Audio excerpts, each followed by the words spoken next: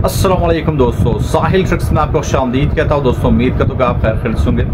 दोस्तों आज की वीडियो में बात करने वाले हैं सऊदी अरबिया अमन आमा की जानिब से जारी करदा अपडेट, जहां पे गैर मुल्कियों पर 50,000 रियाल जुर्माना और साथ साथ 6 महीने कैद के अलावा सऊदी अरबिया से डिपोर्ट होकर ताहयात ब्लैकलिस्ट होना है। तमाम डिटेल्स आपके साथ शेयर कर रहा हूँ। कौन से लोगों को 50,000 रियाल जुर्माना, 6 महीने कैद और ताहयात ब्लैकलिस्ट किया जाएगा, तमाम डिटेल्स आपके साथ शेयर कर रहा हूँ। वीडियो को ध्यान से एंड तक देख लीजिएगा। सपोर्ट के लिए वीडियो को लाइक कर लीजिएगा।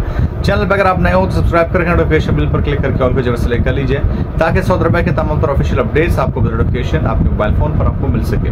तो दोस्तों यहाँ पे बात करने वाले हैं सऊदी अरबिया विजिट वीजा के हवाले से अमन आमा की जानिब से जारी करदा अपडेट के हवाले से।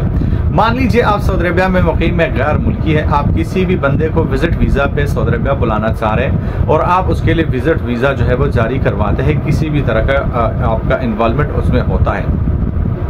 अब बंदे को विजिट वीजा जारी हो गया, वो आ गया सऊदी अरबिया।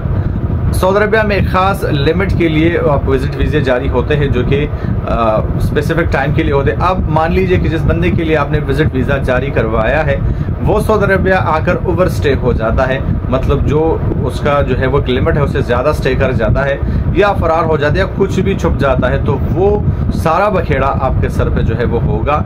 और ऐसे में सऊदी अरबिया गवर्नमेंट आप पे पेनल्टी लगाएगी और वो होगी 50,000 रियाल जुर्माना, 6 महीने कैद और आपको सऊदी अरबिया से डिपोर्ट करके सऊदी अरबिया से ताहयात जो है वो ब्लैकलिस्ट किया जाएगा।